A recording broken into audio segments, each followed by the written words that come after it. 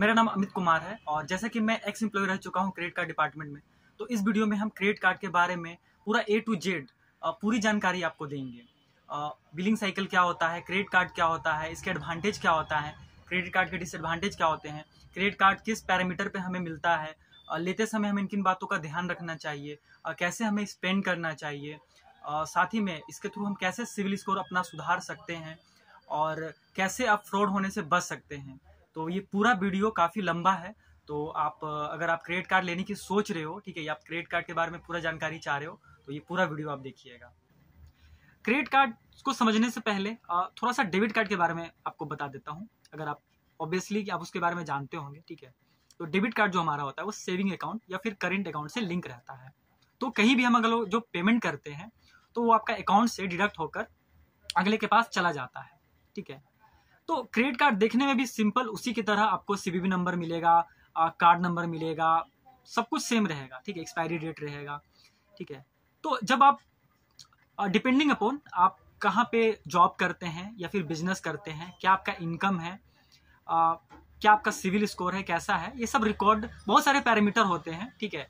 तो ये सब पैरामीटर को ध्यान में रखते हुए आपको बैंक या फिर एनबीएफसी कुछ लिमिट देता है, ठीक है। और वो लिमिट को खर्च आप कभी भी कर सकते हैं जरूरत पड़ने पे, और एक तय सीमा में, ठीक है, फिक्स टाइम में आप उसको अगर पेमेंट करते हो, ठीक है, तो आपको कोई इंटरेस्ट नहीं लगता है, कोई चार्ज नहीं लगता है, ठीक है।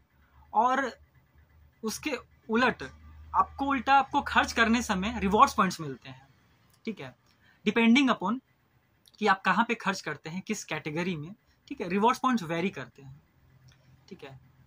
अब आप सोच रहे होंगे कि नहीं चलो यार बहुत अच्छा है, ठीक है, लेकिन ये कमाते कैसे हैं, ठीक है। तो ऐसे तो बहुत सारा है, लेकिन मेन क्रेडिट कार्ड पे बहुत हाई इंटरेस्ट चार्ज होते हैं, ठीक है।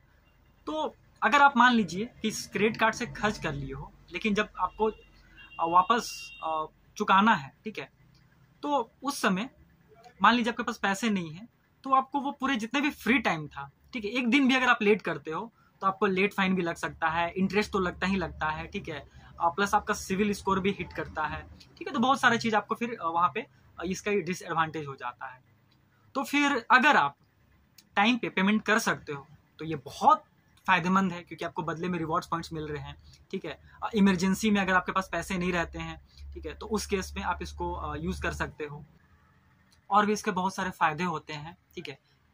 मान लीजिए आपके पास कोई आपको सामान खरीदना है, ठीक है, और आप उसको ईएमआई करवाना चाहते हो, तो अभी आप नॉर्मल शॉपकीपर के पास जाओगे, आप उसको बोलोगे, ठीक है, कि नहीं मुझे उसको ईएमआई पे कर दीजिए, दे दीजिए, ठीक है। लेकिन आपके पास क्रेडिट कार्ड है, आप डायरेक्ट उसको पेमेंट कर दीजिए और अपना सहूलियत के हिसाब से 6 महीना, 3 महीना, 9 महीना, 12 महीना, ठीक है, किसी कार्ड में 24 महीने तक का ईएमआई फैसिलिटी मिलता है, ठीक है।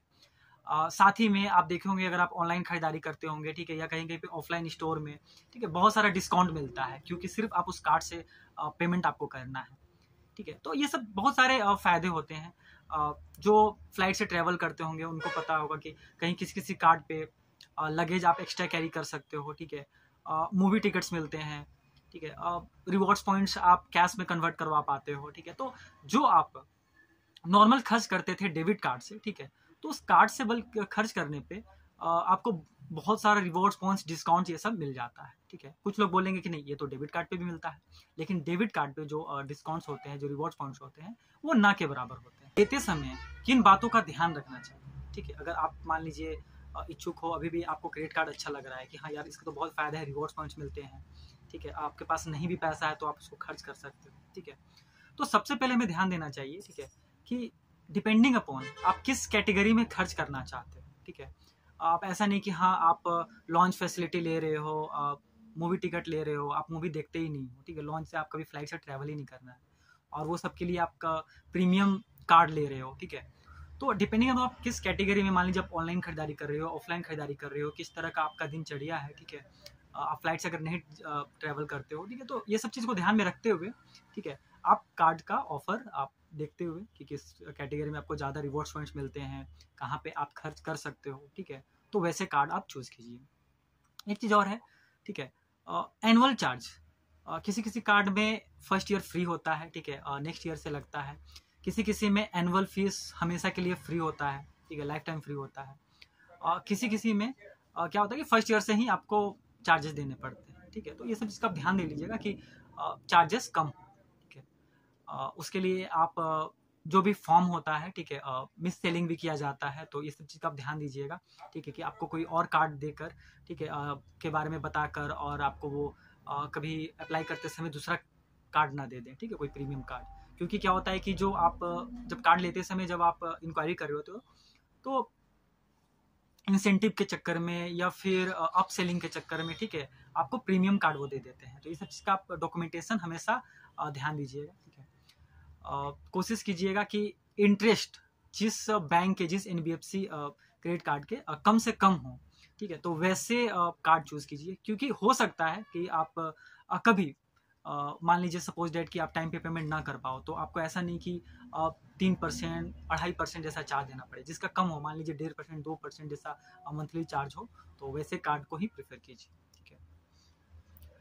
तो ये सब चीज़ तो हो गया जो ध्यान देते हुए। और मान लीजिए आप ग्रोसरी ज़्यादा खरीदारी करते हो, ठीक है, या फिर आप फ्लाइट से ज़्यादा ट्रेवल करते हो, तो आपके लाइफ स्टाइल के हिसाब से जो सूट करता हो, ठीक है, तो वैसे और वहाँ पे आपको ज़्यादा रिवॉर्ड्स पॉइंट जहाँ पे मिलता है, ठीक है, तो वैसे कार्ड्स आप प्रेफर कर सकते हो। जैसे सपोज डेट कि आप अमेजन से ज़्यादा खरीदारी करते हो, ठीक है, तो अमेजन पे कार्ड जो है उस पर आपको ज़्यादा रिवॉर्ड्स पॉइंट्स मिलेगा, ठीक है, तो आप वो कार्ड ले सकते हो, ठीक है।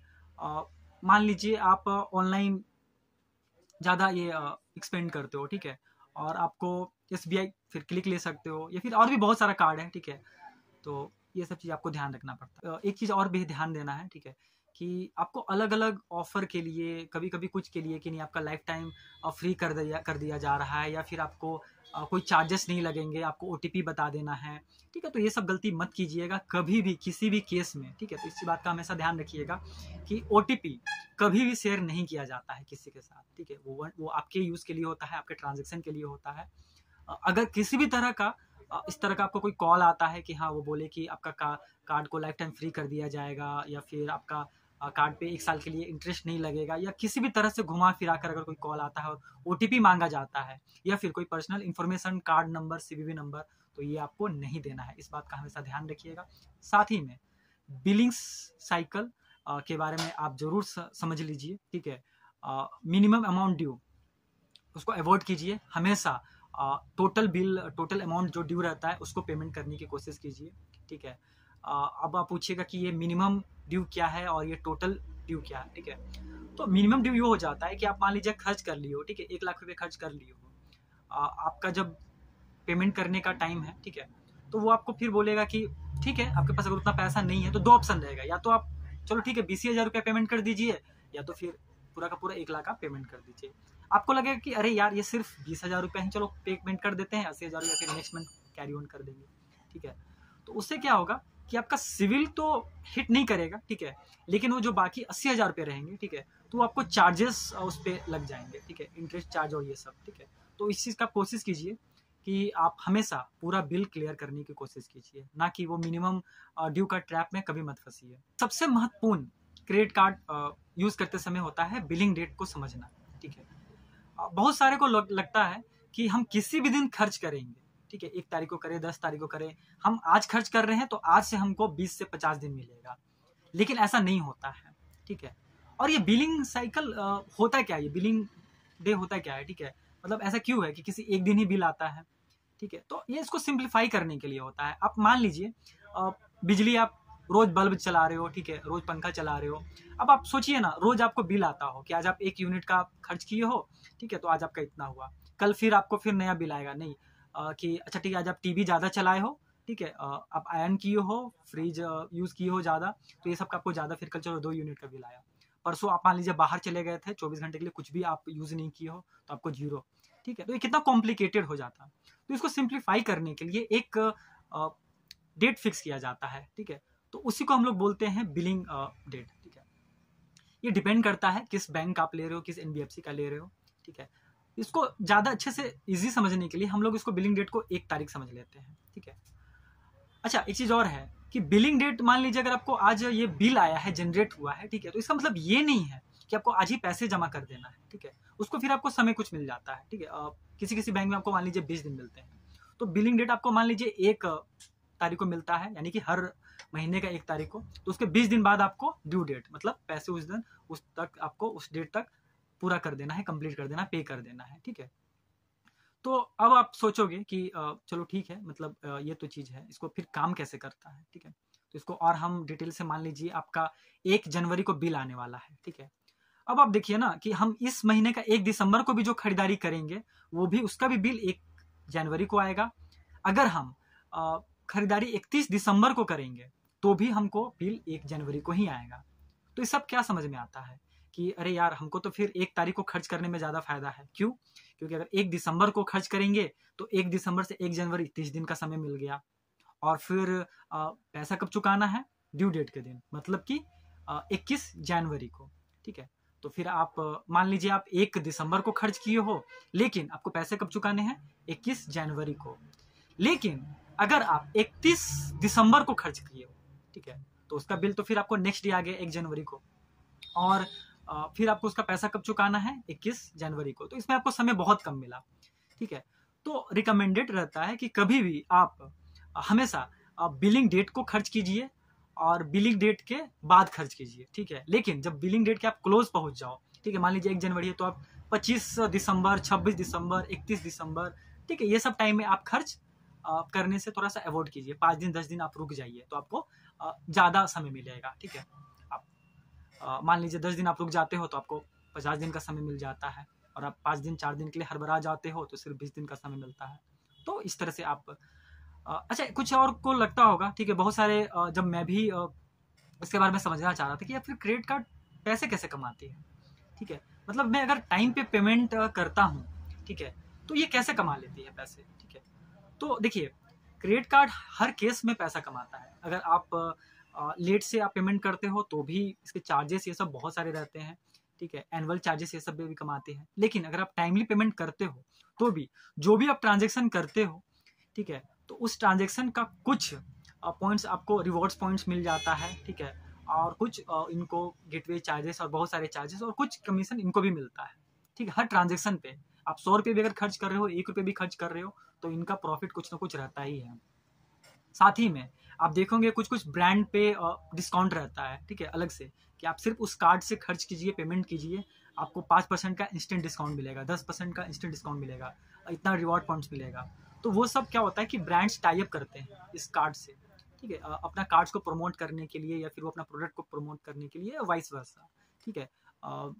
अलग अलग इंटेंशन से, मान लीजिए कोई कार्ड है, नया कार्ड लॉन्च हुआ है, तो वो अपने आप को प्रमोट करने के लिए किसी से बैंक के साथ वो ब्रांड के साथ टाई अप कर लेता है। कोई कोई ब्रांड होता है, ठीक है, वो कार्ड के साथ टाई अप कर लेता है, तो दोनों में, ठीक है।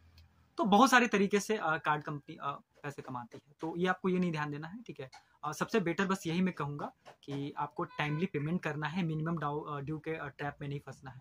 अच्छा, एक चीज़ और है, जब आप सही से कार्ड खर्च करोगे, ठीक है, तो आपको अपग्रेडेशन के लिए कॉल आता है, ठीक है, कि लिमिट आपका इंक्रीज किया जाता है। तो मैं हमेशा रिकमेंड करूंगा कि आप भले कम खर्च कीजिए, ठीक है, लेकिन अगर आपको क्रेडिट लिमिट अगर आपका बढ़ रहा है, ठीक है, तो वो हमेशा बढ़वा लिया कीजिए। क्यों?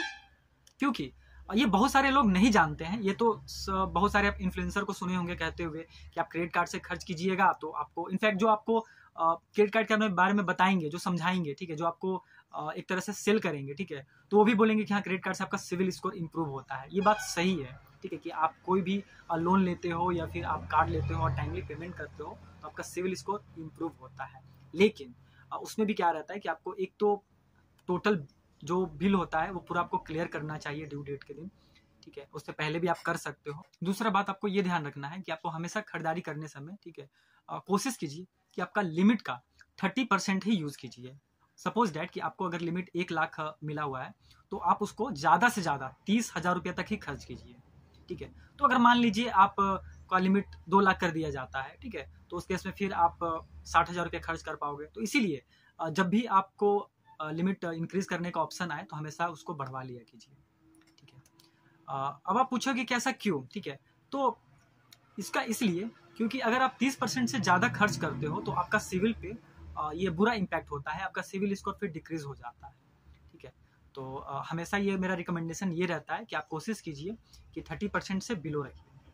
हाँ, अगर आप मान लीजिए आप खर्च कर ही दिए हो, ठीक है, तो वैसे केस में आपको क्या करना है कि मान लीजिए आपके पास 1 लाख का लिमिट है, कोई ऐसा इमरजेंसी हो गया, खर्च हो गया, ठीक है, 90,000 कर लिए, 95 कर लिए, पूरा का पूरा चलिए 1 लाख आप खर्च कर दिए हो, ठीक है। अब आप बोलोगे कि नहीं, हम तो बताए थे कि यार 30% ही करना है।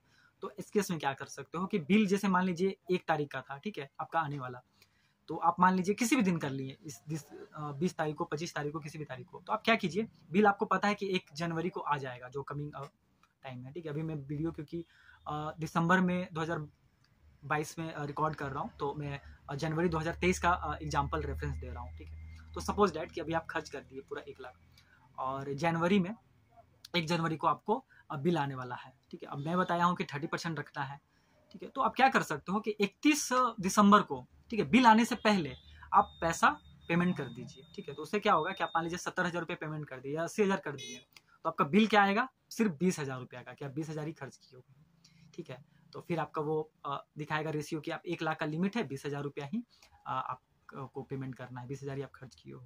तो इस तरह से आप अपना हिट होने से बचा सकते हो, ठीक है। और हाँ, एक चीज़ और, कुछ लोग बोलेंगे कि नहीं, मैं क्रेडिट कार्ड ले लिया हूँ और उसको मैं कभी यूज़ नहीं करूँगा, ठीक है, तो क्या मेरा सिविल स्कोर इंक्रीज होगा? नहीं। आप कुछ भी, चाहे एक ही 100 रुपया ही क्यों ना, ठीक है, आप उसको जरूर खर्च कीजिए हर महीने, और वो 100 रुपये आप टाइम पे, जो भी आप खर्च किए हो टाइम पे आप पेमेंट कर दीजिए, ठीक है। क्योंकि अगर आप सिर्फ क्रेडिट कार्ड को रखे हुए रहोगे तो आपका सिविल स्कोर नहीं बढ़ेगा, ठीक है। 30% से कम, और डे टू डे लाइफ का अगर हो सके तो आप खर्च कीजिए, उस पैसे को आप सेविंग अकाउंट में रखिए, या कहीं पे अगर आपका कोई बिजनेस है वहाँ पे आप इन्वेस्ट करके, और आप अपना सेविंग अकाउंट का जो पैसा होता है वो आप यूज़ कर सकते हो। कोशिश कीजिए कि जो आपका अकाउंट में पैसा है, ठीक है, तो उतना ही कैपेसिटी तक आप उसको क्रेडिट कार्ड से खर्च करने की कोशिश कीजिए, ठीक है। उसको बस इमरजेंसी के लिए ही, कुछ वैसा हो गया है केस, आपके पास पैसा नहीं है, तो ही आप उसको कीजिए, ठीक है।